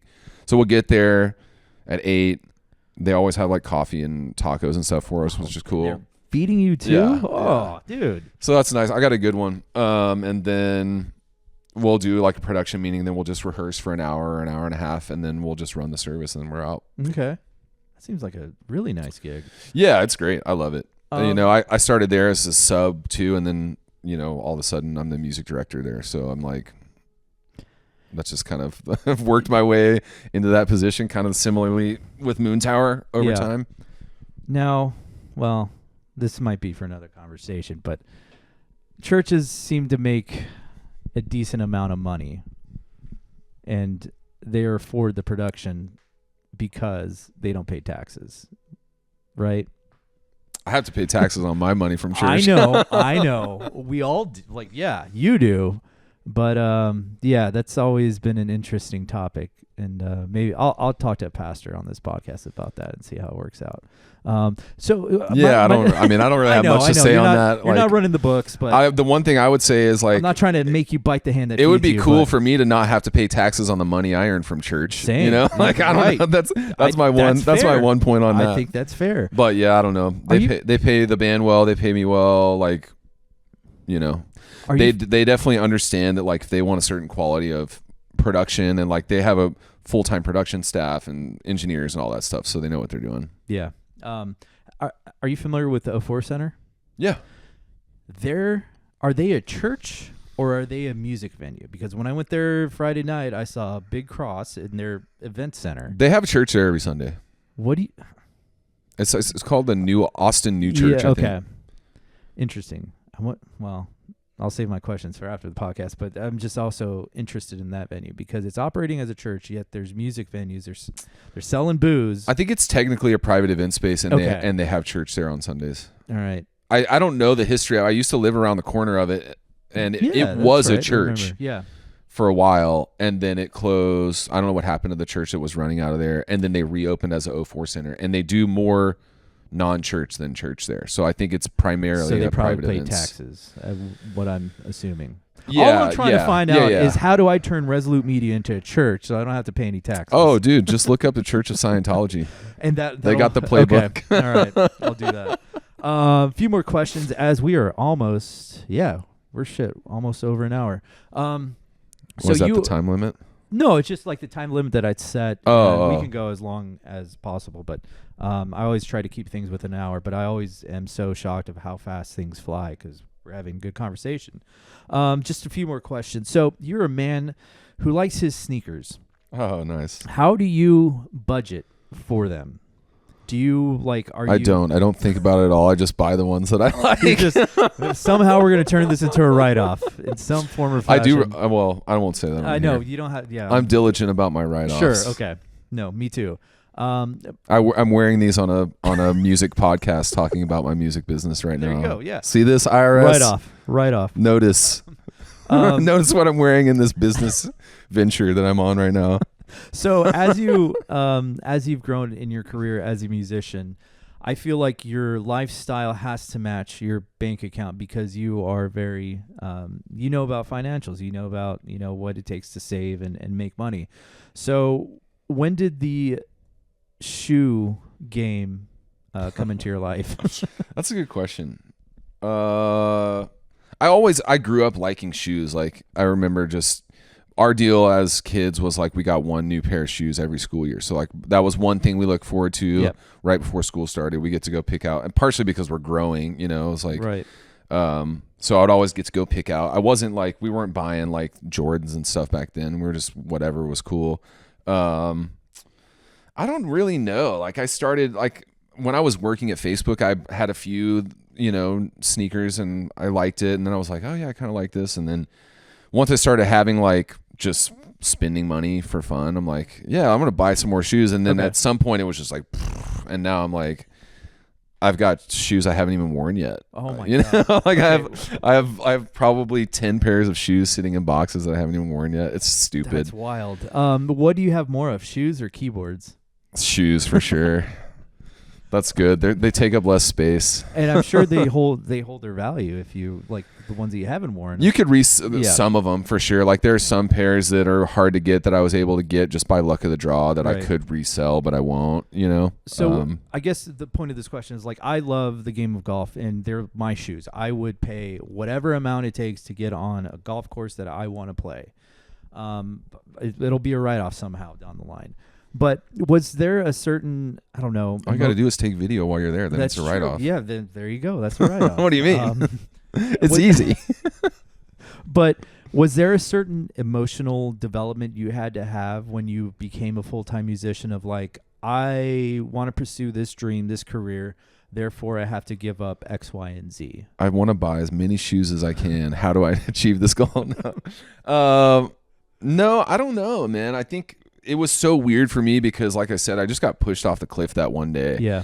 And I was afforded the opportunity by like getting this kind of like safety net of money of like, okay, I got a runway. Let's see. Like, and it was kind of motivating. And then like once that started, and you start to see like the numbers start dropping immediately. I wasn't making any money, Yeah. I got the check on the way out the door. I was getting unemployment. So that would come whatever, every 2 weeks or whatever it is. But eventually that runs out too. And then I'm like, all right, the clock's ticking. So like, I got to do what I can to make it happen in this time and start making as much money as I can, which wasn't very much for a long time. Like several years, I'm still chipping away at this. I'm adding a little bit, and then I'm, still losing money month over month, but I'm still adding money in. So I wasn't just hemorrhaging cash, but as far as sacrificing, I think it's just whatever you got to do to make it work, whether that's you're sacrificing your time or your friendships or your relationships or, people are delaying, they're deprioritizing finding a partner, or they're deprioritizing having kids early on, or, whatever it is for you. There's always going to be something that you're sacrificing to make a certain lifestyle work. The same with anybody working a 9 to 5 or whatever. It's all the same. I don't know what it was specifically for me because I kind of just fell into it, but here we are, 12 years or whatever later of just trying to make it work and, finally feeling comfortable. 4 or 5 years ago, I was like, all right, I feel like I'm coasting now, which is cool, but it's like, you never know, like that could all change. Yeah. So I think for me, it was a change of just one beer nights with the buds when I like, now I stick to 1 or 2 beers. Whereas before, It's like, oh yeah, we'll just go out for one beer, and then 6 beers later, like you're buying beers for everyone because they bought you beers. Yeah. And I looked at my credit card statement, I'm like, oh my god, why did I do that? I had fun. I loved hanging out with them, but now it's to a point where like, all right, after 2 beers, I'll just drink water just to save money and also be safe. But yeah, that's one thing I learned about my business is like you got to have money coming in before you can, go balling on a vacation. So that's some of the sacrifice that I've made, which is not much. But it's just a behavioral element that I changed in my lifestyle. Just be more and I cognizant. think, obviously budgeting and prioritizing what's important to you. You got to pay your bills and do that. But also like, I know it's like, I tell this to my friends that are like really maxing out their schedules. I'm like, dude, take a vacation. Like do it. Carve a week out on your calendar. Just pick a random week if you need to or whatever. But like, do it. You need it. Like think about what people that do 9 to 5s do. Like they're taking vacation, they're taking time off. Mm-hmm. Like it's so easy for people like you and me that are like independent hustlers that are just like, the way we make money is filling up the calendar. And it's easy, over time, it's easy to really fill it up because you're making all these connections. You're becoming more in demand. And if you don't carve it out, guess what? You're not going to have any free time, So like, that's one thing I've learned, and I've kind of always, even when I was working, full time, I'm like, I like getting away and just checking out, even a short period of time. Or even lately for me, it's like sometimes I'll just go somewhere for a day or two, go see a show and come back home. Like I'll squeeze it in. Like that New Orleans trip you just did. Yeah. Well, that one was a little different. That one was like a few hours. Your A1 status on Southwest. Yeah, that was a little different. But like, even during really busy times of year, like if I can go sneak away for a day or 2 days and go see a show somewhere just to like reset and like, exhaust myself in a different way sort of by traveling and partying or whatever. Or like during slow season, I'll try to really get away and go away for a week or go away for 5 days, go to a beach or whatever. Yep. Just think it's so important. And I think it's something as independent contractors and people that are like making their own way, it just really gets deprioritized, sometimes for money reasons, which is understandable, but you can take a vacation on low budget. Like you can just drive out to the hill country or go camping or just get away, give yourself time off. I think that's like such an important thing that a lot of us don't do. And it's cool to see a lot of my friends now prioritizing it more now than they used to. Both because you have the financial security to be able to do that, but also because you realize it's important to do. Like you need that for your mental health to like be able to keep doing a really good job, Were there ever like downtimes where you're like, man, nothing is booking. I'm not making as much money as I feel I should. What got you through those moments of bad times, I guess? Yeah, every January and February and August of every year that I've ever been doing this. And then I just go, oh yeah, March exists and April exists and October exists. And for me now, but before before those months existed, you didn't know those months were coming. So like there was probably times before that where you had to weather the storm, right? And I think back then, like, I don't know, I have to think about.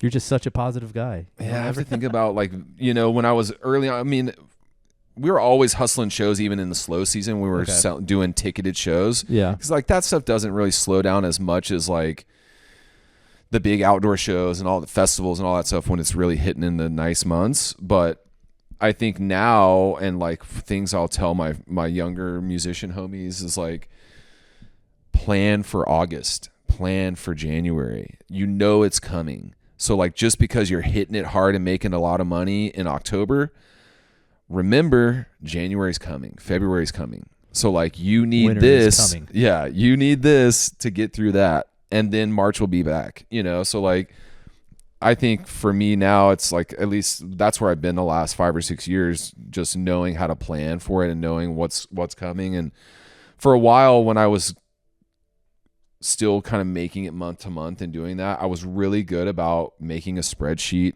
of all the shows I had booked. I would like project how much money I thought I was going to make at a show. Then I would fill it in. And so I could see, okay, March and April, I've got all these shows. I'm definitely good on bills. May, I probably need to try to catch a couple more shows or whatever. June is slowing down, and then July. So I'm like, I need to build up money because July doesn't look like I'm going to be making very much. So I was good at forecasting that. It's like, again, going back to this economics brain and this like business brain where that was just what I was like, okay, I need to plan for this. This is what's easy for me to do. I don't really do it anymore. Like, fortunately, I'm not having to think about it quite as much because I do stay really busy. But during that time, it was good for me to think about it like that because I could see it on a thing. Like, here's the shows I have booked for this month. Here's how much I think I'm going to make. And sometimes exactly. Some are just guarantees or some are tickets or whatever. So I was like, okay, I'm probably going to make at least this much. And then, so my projected income for this much is like, okay, I'm over the line, be able to cover all my bills and then some or whatever. And I did that for a couple of years. I was really good about managing that.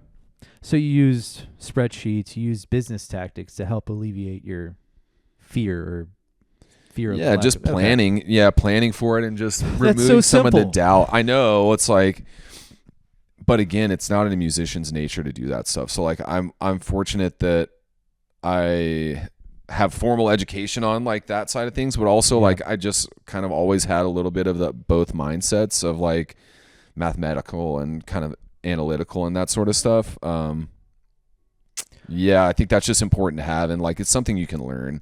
I think it's important for musicians to try and focus on that and learn that as much as they can. How did you learn to deal with the fear of missing out from a gig? Like you built up, you stay busy, and then you start saying no to gigs. But was there ever in the back of your head like, man, I really should have taken that gig, even though I'm super slammed? I just would have felt more comfortable if I took that gig for the money. Did that ever come across your thought process? I don't know. Probably. Yeah. I mean, there were probably times where, or like you hedge your bets. You're like, should I do this one or this one? Like, right. There's the fun factor and the money factor. Like, where are you at right now in your financials or your mental health? Where like, are you going to prioritize the fun show or the money show? And sometimes even to this day, I'm like, all right, well, do I want to, 6 months from now, do I want to like commit to this, or do I want to take off this big money gig just to go play a fun gig? And I still do that sometimes. Like I'll take off a wedding and go play a thing where I'm going to make literally a quarter of the money, but like the fun factor is, 4 times as much. So it's like, what do you want to do? I don't know if that really answers it, but yeah, that's kind of like, it's just a balance of like what works for you, what doesn't work for you. I don't know that I was ever like, oh man, I guess maybe sometimes for money, that would be the only time I thought like, oh, I kind of thought I was going to do better on this. I should have just stayed on that instead. It wasn't FOMO from like missing out on fun. I don't really, to do what we do, we're so busy all the time on weekends when all the cool shit's happening that like I got over that so long ago. Like sometimes I'll very rarely be like, all of my friends are at this one show and I'm like playing a corporate gig in San Antonio. I'm like, all right, this kind of sucks, but I'm making money. I'm doing what I got to do to live the life I want to live and buy all the shoes that I want to buy. And a couple more questions. I guess this will be the last one. Is there a sense of competition? Well, let me rephrase this. So, like, someone asked me to go do a job. I was busy, so I referred another guy who I really trust to go do that job. In the back of my head, I'm like, did I just give away? It might be just one job, but what if I just gave away a completely new set of revenue stream? Yeah. Always refer someone who's slightly worse than you. No. Okay. Business 101. Got it. No, man. I think for me, at least in the keyboardist world of Austin, right. If we're just talking about me as a keyboard player, what not I from want a band, to be. Yeah. There's so much work for keyboard players in Austin that like we all feed each other. Like we've all of my homies that refer each other to gigs, we've all gotten each other gigs. Yeah. Like I've tried to bring as many of my keyboard homies into the Moon Tower fold as possible. Yeah. Those guys have fed me other gigs. Like that was one thing I really liked about the keyboardist thing versus like guitar players. I think they probably do it some, but there's so many guitar players. There's just not as much demand for like fill-in work and whatever. There's so much demand for keyboard players in Austin that it's like we're all just like we're feeding each other. We're all trying to stay as busy, and we're all too busy. Like there's sometimes where like somebody will hit me up, and I was like, oh no, but hit up blah blah blah blah. They're like, all right, I've already hit up all these people. Right. No one's available. Yeah, Thacker on Saturday, he was at a gig like I think it was in Lockhart or Fredericksburg, and then he went to the Janis Joplin show that I was covering. I'm like, man, he's pretty busy. So you don't feel bad feeding shows to Thacker? No, not at all. You don't want to say fuck Thacker? No. No, I love that guy. When I first met that guy, he didn't even play keyboards. Really? He's come a long way. He was a bass player. No shit. Yeah. Wow. Yep. He was playing bass at the Triple Crown for jam bands. Oh. Yeah. Holy shit! I had no idea. See it. The only way I see him is behind the keyboards. Yeah, he played a bass gig at some point in the last couple years, but yeah, he plays keys primarily. But yeah, dude, he's awesome. It was so cool for me. I literally watched that guy go from like barely know how to play keys to being like gigging all the time, like however many gigs he does a week. It's crazy. Man, that's fascinating. And like, we fed each other tons of gigs over the years. Right on. You know, okay.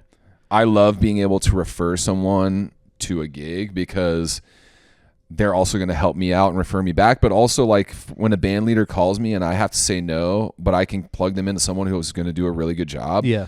That makes both of us look good. For sure. You know, like I look good even though I'm not on the gig, and like they may call me back, they may not, but I still look good because I was able to help them with what they needed, and I helped my friend out, and I know that they're going to feed me, you know, if they have opportunities they think I'm good for. So you provide a lot of solutions, and I think that makes you very valuable in any project that you're. I think it's just on. You know, it's like part of the community, you know. That is not something that everyone gets. I totally agree, and I think that's the good thing about. I don't even know if it's like that. I know like drummers, it's similar. I don't know if it's like that for every position or what, but that's one thing I noticed early on about keyboard players is it's so in demand, and it's a pretty small community of people. Like I'm always excited when I meet a new keyboard player that's really good. I'm like, sick, I got someone else I can refer, you know, like August King or like Alex Nobles, like these young guys that I met. I'm like, I see them out playing. I'm like, dude, these guys are great. Like I need to connect with them, and like they both play with Moon Tower now too. So like they're making good money and still hustling their other stuff. And I have two more guys that I can call and refer people to, you know, when I get hit up and inevitably am booked, you know. It's see, and these are the conversations that I want to have because I don't think that's well known. I don't know. It seems to me that it's not well known that you need to try to give as much back to the community as much as you take. So that's awesome that you are doing all these things. And one last question, I promise. I'm good, dude. I ain't got nothing else going on today. So I thought no, that's tomorrow. For some reason, I thought the show was. I think I need to go to the grocery store. I don't know if I'm gonna do that today or tomorrow, but looks like it might be sunny out, so you could be safe. What would you tell yourself when you first, if you could go back in time to younger Zach, what would you tell yourself before you started your music career? If you had one thing to tell him. How young am I? Let's call it, I don't know, 18. Yeah, I think, you know, it's weird to say, but I think I did the things that I would tell myself to do, like study business, like don't over-index on, like focus on the things that will help you in the long run, you know? And I think someone did tell me that when I was 18 or probably 17, like that guy I was saying, Don Ambrose, and I took it to heart. I'm like, this dude's a full-time musician. He's doing what I want to do, but he's looking backwards and going, I wish I had done this. So I'm going to tell this guy this. And like, to me, that was the biggest piece of advice that has helped me to get to where I can be today is him saying that. And then like my parents kind of reinforcing that, like, you know, you can play music. What you need to know is that you can support yourself and like make a business out of it, you know? So I think I would just probably reiterate that, you know, like that, and say like, don't worry about the jazz nerds. Do you think it'd be beneficial if musicians started their own LLC? Yeah, you should. I did. I mean, I think it's. I just don't think musicians know how to do that, or I don't know. I mean, I don't really know how super beneficial it is. For me, it was just easier for me to keep all my stuff organized. You know, there are some like legal protections it gives you too. It also makes you look more legit to businesses that you work with. I think they like to see that. You don't have to give your social security number out to everyone, which is also like, you know, personal security, I think is good. Yeah, This Guy Funks LLC. We out here, dude. Oh, okay. I know what I wanted to ask you. That was kind of just lingering in my head. What can music venues now in 2026 do better for the music community in Austin, Texas? You don't have to be specific, but what are some things that they could do better that you would like to see at a music venues? Make your drinks cheaper. that is okay. But because at the end of the day, that might be the reason why somebody goes to the show, and guess what? They may spend the same amount of money. Yeah. But if they can get one extra drink out of that $30, then 3 drinks instead of or 4 drinks instead of 3.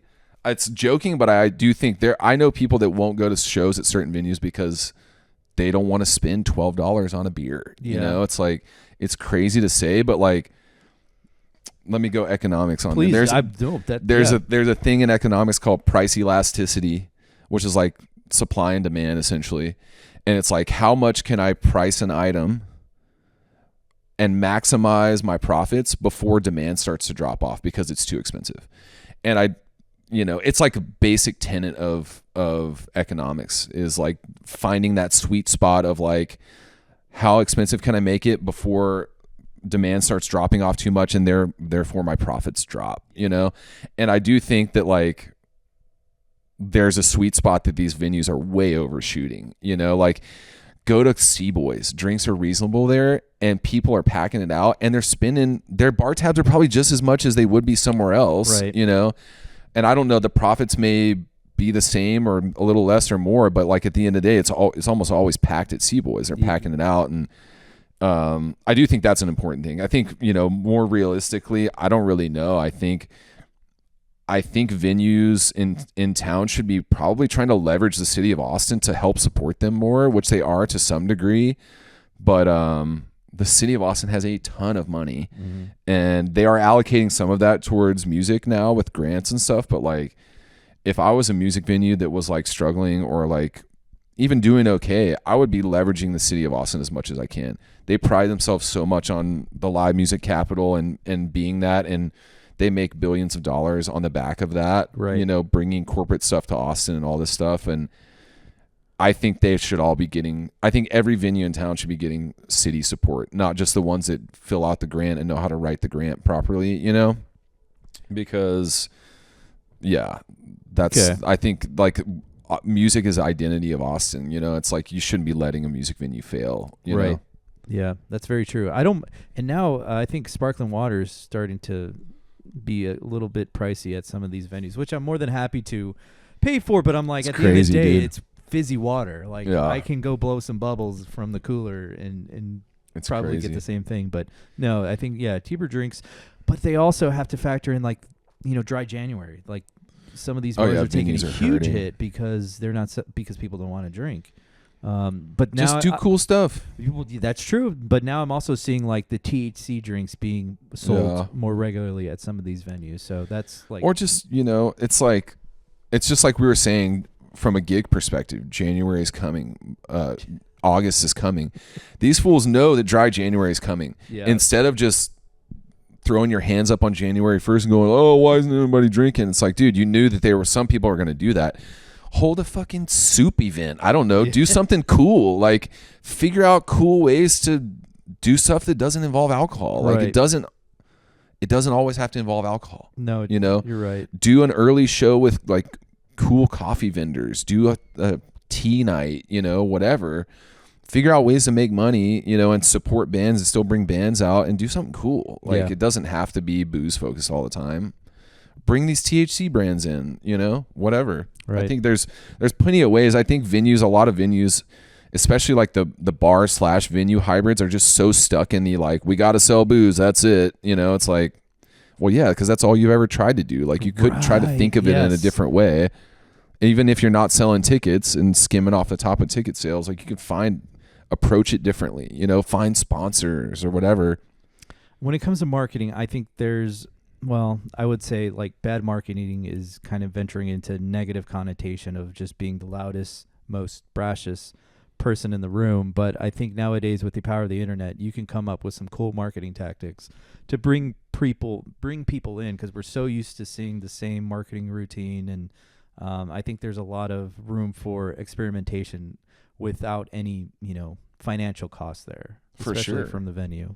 Okay. Yeah, I think just a lot of venues, especially, I mean, some of these venues in Austin have been around for so long. They're just so stuck in their ways. That is very true. You got and it works for some, like, you Yeah. know, Saxon Continental, some of these places, they don't got to do anything different. It works. They're rinsing and repeating the same thing they've been doing for 30 years. And people still come out because that's what it is. But some of these newer venues or these bars / you know, venues, like, they just got to think outside the box sometimes, you know. Don't rely so heavily on everything being liquor sales focused. Like, figure it out. Find ways to make money. Find sponsors that want to help, you know, sponsor one night of music a week or whatever. You know, it's like, I don't know. That's a great idea. I think that people do it. Some venues do it. It's just like, you got to find the right people. Right. Or if, okay, booze, liquor companies are hurting. All right, well, what's not hurting? Real estate. Well, maybe not now, but like, you know, a few years ago, real estate was booming. Hit up the realtors. Hit up your realtor homie. Say, hey, do you want to be the guy that presents some music every Thursday night at blah, blah, blah bar? Yeah. And every Thursday night, we're going to put your banner up there. We're going to shout you out on stage. And all you got to do is give us $600 a week or whatever, you know, for one show. That's an easy There's sell. I mean, there's so many ways to do it. I feel bad to some degree. I feel bad for the bars because booze sales are declining, but just find another way, you know. It's like, you just got to overcome, and like, don't think of that as the sole, you know, generator of revenue. Find a second thing, whether it's a food truck or experiences you can do. Like, you know, these boat parties, like, that's just an experience. We created this really cool experience, and we got to where people were paying $100 to go on these things, you know. Like, we were giving you a lot, you know, we're shuttling you there, we're giving you food and booze and music. Yeah, and but that was money well worth spent from what I've seen. It was a good time. we sold every single one out, and tickets started at $30 the first year and worked their way up to $100 because of how much of an experience we made it, how much money. Dude, I was spending $10,000 to make $2,000. You know, it was crazy. People are always like, you know, I think some people had the wrong impression of like how much money I was making on these. Like, it was not super profitable. We were making money. We were paying the bands, but like, I was literally putting up like $10,000 to throw this event on those Southwest credit cards, right? Oh yeah, for sure. Yeah, good. All right, for sure. I was like, at first I'm like, oh my god, he paid it. But wait, he's a for sure. Southwest Oh yeah, dude. That's how I got in the game, baby. That's how I got that first companion pass. Where do we stand with Southwest now? I'm giving them one more year. I got companion pass and A-list again, so we'll see. That's what I was, because Vince was kind of like, you know, all butthurt about it. It's like, man, they're taking away the free, and I get it. You know, he travels with a guitar case, so that sucks. But it shouldn't affect him because he's A-list. But I was like, you could still get one free check bag if you got A-list or credit card. And I'm on the, you know, I'm still part of the companion pass crew, and so to your point, I want to give him one more year, and we'll see how this year goes, and then maybe next year I might switch over to Delta because I flew Delta this year, and that was or last year, and that was quite nice. It was a really good experience. Their boarding process was pretty seamless. Yeah, I think that's what I liked it's about they're gonna end up being like everyone else. So it's like, if you're gonna compare it, I think what I've tried to stop doing is comparing what Southwest was to what it's about to be. Yeah. And you might as well just be comparing what it's, you know, it's, what is it, the 23rd? It's about to change. It changes in like 5 days.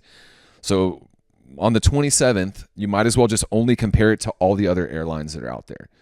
And it's all the same. You're paying for seats, you're paying for bags. It's like, yeah, the golden age of Southwest, if you liked what it was, which some people didn't like what it was. I mean, they liked the bags, but the seats or whatever. I like the open seating. Yeah, I mean, like, I've had A-list forever, so I always was able to get good seats. But right. I think, I don't know, like, I think it'll be fine. I don't, you know, think I've so got too. a bunch of points I got to spend, and I got companion pass and A-list, so I'm gonna ride it out. And, you know, at the same time, I also bought some Southwest stock because I think their stock is going to do well because they're about to generate a lot more revenue because of this, all this shit. So we'll see, man. I don't really know. Okay. They got me for one more year. As long as I got the companion pass, I don't know that I'll ever switch because like that's such a big thing. But it is so awesome to be able to go to a spot and be like, hey, babe, let's go. Yeah. Give me $5 and you can get on this plane. I love it when you call me babe too. So like we always have fun with that. All right, brother. Wait, before we go, I have to please. ask you one question. Yeah, absolutely. So I won't claim full responsibility to bringing you into the music thing, but I will say I connected you with Vince on that one gig because he was looking for somebody. I was like, hey, I know a guy. I think he'll do a great job. And so I was able to connect you all for that. Yes. It went really well as expected. It's so fun. You had fun on the thing. I remember you telling me after, like, dude, I had so much fun. Like, that was an epic one. The sun was setting. we had the lights, just everything about it was cool. That one went off without a hitch. And so, that was whatever, 5 or 6 years ago. You've now traveled all over the country with Vince. Thank you, Daddy Vince. Yeah. You've been, we've seen that. We watched the sunrise together in Denver. You said you never seen the sunrise before. So what did we do? We were like, all right, magical moment. we're only a couple hours away. Let's just have a few more beers and then we'll send you guys off to the airport. Yeah, that was, man. So I guess for me, my question would be like, looking back at it, did you ever foresee that one gig turning into what it is? And like, what's your experience been like from that one gig to now where you're at with music, and now you're out shooting music all, so many nights a week just for fun, and, also doing it for money. But how did that kind of shift your perspective on working with musicians, and what has your journey been like since then? It made me very cautious because, as I said earlier, I want to be able to sustain a working relationship with musicians, but I don't want to take too much out of their own pockets because I know how hard it is to be a musician. So I say all that in that I love working with musicians because I feel like we're part of the same team. When I get hired with someone, I like to assume that I'm their marketing arm and we're on the same team. We're trying to achieve the same goal, and that let's grow together. So it's been a lot of lessons learned of, man, that's a great question. So there's just so many feelings and emotions that go into this. But either way, I want to produce as best content as I can within the given limitations of the show. So what I mean by that is, like, I want to do a full 4-camera setup for every show because I feel like that will help the artist. But in reality, that's just going to cause me more work and cause me more editing time, and therefore I'm not going to be able to turn around the project as fast. So it's gotten me to think about, what is the musician really trying to show when they're on stage?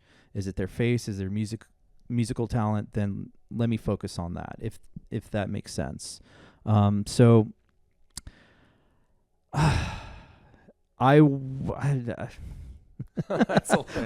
a lot. Yeah. I have a good time trying to be part of the same team, trying to do cool shit, and I have you to blame for that. Yeah, I infected you with this burden. But it's so puzzling because I'm trying to figure out what is the best economical way to both be sustainable and capture the art in the best I can within the given parameters of a shoot. You just mind fucked me on this question because I just went so many different directions. But no, I knew that I was so nervous on that day one of the Vincent Antone boat party. I was so fucking nervous. I'm like, oh my God, there's a boat that's going to take us to, or there's a bus that's going to take us to another boat. How am I going to capture all that? What does Vince want it to look like? And you had a drone, right? I had a drone. Yeah. I was like, oh my God, is this going to crash in the water? And then I'm going to be becoming the laughing stock of the boat party. But I was really amped up because I watched the movie We Were Friends, and it's about Zac Efron becoming like a DJ, and that got me so amped and so inspired. Like, what if we take this kind of energy to, this boat party? And I hope I did that in that video, and I think I did. And then I'm like, okay, this paid me a decent amount for this job, which, thank you, by the way. What can I do? $100 boat tickets. Yeah, dude. I mean, I could have made $100 a different way, but that was a fun way to make $100. How do I paid you more than $100? Yeah. But I think it's like, how do I continue this same sort of cool content while paying the bills? And I don't know. I feel like I've just worked on having open and honest conversations with musicians. And it's definitely, that question that you asked has opened up so much about my business and the way I rethink about of providing my service to all types of musicians, all types of comedians, and understanding what the real value is behind the content. So, I mean, that the question you just asked, which is like, how has this experience been? It's been amazing because it's led me to so many different conversations, so many different places, and I've never dreamed of being here hosting my own podcast while also going to Detroit in December to watch Vince, perform in front of thousands of people. being up on stage, I'm like, running around up and down the stairs and trying not to fall, because if I fall, dude. I don't want to make Seeing a main you stage. hustle at that shit. Dude. There's so many make a cables main on the ground. Yeah, I don't want to be memed after just like trying to capture Camera guy content eats oh shit my at God, Vincent that's Ann's the worst. set. That's always in the back of my head. But it'll happen. I happen know once it's for gonna sure. happen. If it hasn't already, I'm very lucky, but it'll happen. Yeah, it's been a wild experience, and now the thing is like, okay, I don't want to give this up, but there are talks of having a kid. So how does that fit into the mix? Yeah. Do I have to give up this line of revenue stream that I love and that I care about so much to have the kid? I don't know yet, but I don't know. I mean, it could provide a sustainable life for us, but yeah. So yeah, you just mind fucked me with that question. Okay, my one follow-up is, do you regret saying to me, you won't shotgun a beer with me as the sun rose at 5 a.m. in Denver? That was dumb. I remember that night at the after party, we had a conversation about how you would kind of trick people into getting hammered at high school parties, or you're. It was in college. I didn't drink in high school. All right, sure. I didn't. College. Ask my friends. You would you would kind of get your friends to do dumb shit, and I remember that guy climbing the fence at that party. Oh my God, I forgot about that. And you were just like, yeah, dude, go for it. This is not nothing bad's gonna happen out of any of this. And I go, he might break an ankle. I'm a bad motivator. Right. I just like to encourage people to do what they want to do. Right. And it may not be a good idea, but shotgunning a beer at like 5 a.m. was probably not the best idea, but man, was it fun. You thought I would say no. I thought you would say no. It was a very long day. But now we have this memory, and you guys went to the airport and probably had a terrible time. I get a Facebook message or a Facebook video from Vince, who's still at the Airbnb, and I think you were there too. And I'm like, I can barely check in for my bag right now. I'm seeing 2 buttons here. So I finally get through security. I go to McDonald's. I order as much. I think I order 4 McMuffins. I eat 2. And I'm just nodding off at the gate. I'm like, I'm gonna miss my plane flight because I'm hurting badly. But that was an experience, and I will never ever forget that. And I have you to blame. And now you know. Yeah. Don't challenge me to shotgun a beer. Yeah, that wasn't ideal, but it's still fun. Oh yeah, it was great. Vince, do it again, please. Oh yeah. Run it back. Sell out the Ogden once again, or what's the next venue that he could sell out? Because I know there's like a Mission Ballroom probably is like right. the next. There's one bigger theater in between. I can't remember what it's called, but yeah, there's Mission. Mission is cool because it's scalable. Like I think it can go up to 3,000 or 4,000, but it can also be like they have like a wall that they can open up right and make it bigger. So I don't really know like what the sliding scale capacity is. Did you have to not transcode's not the right word, but did you write all the music for Vince's set? Transcribe. Yeah. Oh yeah, I made charts for everything. I mean the horns made their own thing, but so you don't do the horns, you just do Paulo did all the horns. Okay. Yeah. That's right. Yeah, that's right. Okay. Yeah, that was interesting. And it's like, Vince doesn't even like Vince knows these songs, but it's like he's not charting this stuff out, Right. And so charting out a 90-minute show is interesting because it's not like these other gigs where you're playing song after song after song. We're playing 1 minute of this song, and then there's this transition piece that goes. So we played 35 songs or whatever it is.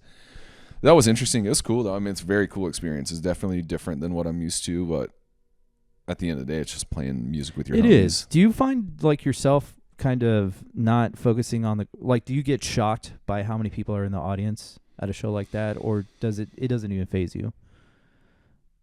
That one is different. I mean, yeah, no. I wouldn't say it phases me. I definitely take it in for sure. Like that one was cool, the crazy lights, and that's the first time we had done it. We had done the full band thing once before, but just to do it at that scale and see it, like it was cool. It definitely, I wouldn't say it like made me too nervous or anything, because I knew we were gonna get up there and knock it out. Just fall into your regular so patterns, and like once it starts, you just kind of get in the flow state, and you don't, you're working then, or like flow state. Unlike that fucking question you just asked me. Jesus Christ. You're gonna have to chop that one up a little bit. I'm not chopping it out. I mean, it is what it is. It's authentic as possibly can be. One thing I do notice or I'm cognizant about when I'm up on stage like that, I'm trying not to be seen. One of my biggest pet peeves when I go to concert is seeing a photographer or videographer right next to the singer. And I saw this at Tsunami last year. It's like a punk band at Mohawk. There you go. That would be a wild show to have at Mozart's. Maybe. And this guy was just like up in the grill of the lead singer, and I just couldn't take my eyes off of it. And maybe it's just me because, you know, that's my profession. And I go to my wife, I go, do you see that camera guy? She goes, yeah, that's kind of annoying. Yeah. He's kind of distracting. I go, okay. All right. So like when I'm up on stage, I just try to be a fly on the wall. And that's one thing I've learned. You can definitely tell that's not a priority for some videographers. Oh, dude, and like, I think in some genres, like you see in rap a lot and hip hop shows, like I do think there's a bit of a thing where like if your videographer's on stage, it's almost like it's not like a flex. It's more like sort of, maybe it's like a flex. It's like, yeah, dude, like I got to video everything that I got to do because I'm that important. I do think there's a bit of that, like where it's intentionality of like why this guy is like always around. But there's other guys that just seem oblivious. Like we'll be doing weddings and like the videographer is like over my shoulder. I'm like, dude, get out of my personal space. Why are you here?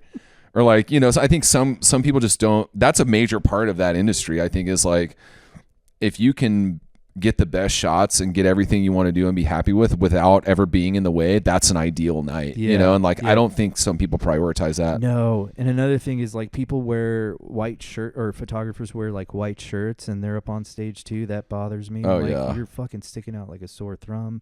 I seen LED panels like kind of roaming around at the front of the stage. I'm like, that's a distraction. And the worst thing I saw was a tripod right in the middle of the Antone's show. And there's just like right in the middle of the crowd. I'm like, that's a big no-no. Yeah. But yeah. Yeah. Anyways, I digress. Any more fucking brain buster questions you have for me? My God, I'm still gross rolling. I don't know. Okay, good. That was my main one. I felt like that would throw you for a loop just because it makes you rethink the last 7 years or however long it does. Yeah. How far I've come. Yeah, I guess the other one I would say is like, why don't you do as many close-ups of me as you do as everyone else? Okay, well, now I'm just going to be up in your grill. You remember that videographer from that wedding? Well, that's me, right in your back pocket, 24/7. We'll have a GoPro on you. Get in there. No, David Thacker's doing something really cool. He has one of those 360 cameras. I saw that. That's dope. I fucking love that. I watched that video he posted, the Janis Joplin thing the other day. It's so good. So it's just multi-lens, and it's like, and then you can, when you're editing it, you can tell how to rotate or whatever. You can, orient it as you see fit. That's cool. I've seen him post videos of that before. It's cool because you can get the shot of you, but you can also show the audience everything. or whatever. When I saw that video, I'm like, oh man, do I really? Because I've been on the fence about getting one of those 360 cameras, but now after seeing his video, I'll probably save up for one, or I'll just buy it on a credit card and have it a write-off. But no, that was something really cool. Sure, and that's you should do stuff like that. I know it's like on the back end you have to put it together and edit it, but that's stuff that us fans want to see. Yeah. So hey, I put my phone down and recorded a video the other day for the first time in a long time. That works too. Despite all the negative aspects of this thing, it is a very useful tool. Yeah. And I used to be really good about bringing my phone stand and putting it on a mic stand and shooting video. And maybe you should do it again. It's really easy. I love what Jose does too. Is he'll gets the audio. Yeah, he'll sync up the audio with his guitar rig. I'm like, dude, I asked him how he did that, and he told me how simple it was. I'm like, God, that's a great idea for a backup audio too. Especially for like people like us that don't want to do much editing on the back end. The audio's already there. You know exactly. Yeah. Make it easy peasy. Yep. All right, brother. Thank you so much for taking your time to come over here all the way of the 5-minute drive. I know I should have rode my bike; would have been faster, dude. The bike is key, especially. I like to take it down to Armadillo Den because there's never any parking there. So I'll ride it down there. I'll ride it to this gas station that has some tacos. That's really good. So. Oh, that one right here at Bread Westgate? Basket, yeah. I never had their tacos. It's good. It's nice. Good for what they offer. It's not the best tacos in town, but it's like super close. Exactly. Super close, super easy. And they started making kolaches, and those are good too. That taco truck at Manchac and Davis is good too. Los Munchies. Yeah. Monchies. Yeah. Yeah. Tacos El Monchies. Yep. Yes, really good tacos. That place is good too. You're quite a connoisseur of the taco stands. Mine is Taco Brother. That's Taco where I Brother. go on Brody. Okay. That's my go-to. By the 7-Eleven gas station. It's by the Die Mart. Die Mart there. It's like the Brody Mart, but Bro is always blacked out, so it right. just says Die Mart. Okay. I think it's like Croftwood and Brody or whatever. All right, I'll check it out. That's a spot. Definitely need some new taco recommendations. Go there. Okay. Taco Brother. They got the Brother. good tortillas. They got all the authentic meats and stuff too. Sick. Yeah, it's the bomb. All right. Well, Don't blow it up though. Don't tell too many people. Remember? You weren't down here, but that famous barbecue that went down, Oh yeah. It was literally right there. Yeah. What are they called? Valentina's. There you go. Yeah. Yeah. R.I.P. I know. They got too big for their britches. They started They making did. money and they started scamming people. It was good, dude. Back in the day, you get that. What was the big ass breakfast taco? Mr. T, I think. Something, yeah. Yeah, it had a slice of brisket and Dude. pretty egg. It was so good. Me and my buddy at the time, we lived like right around the corner up Yeah. here, and we would go there for lunch, and then we couldn't do anything after. I'm kind of glad I didn't live down here because I would have gone there so much. I still went there a decent amount, but wow, you weren't that far. no, right? it was just straight down Manchac or whatever. But, okay. Yeah, that place was really good. All right. Tacos. Tacos. I'm hungry. Way to end. It is lunchtime. All right, brother. Thank you so much. We did it. We'll see you tomorrow night. I'll be there. Oh, cool. Yeah. Because I like I'll seeing be you there. play. I hope you'll be there.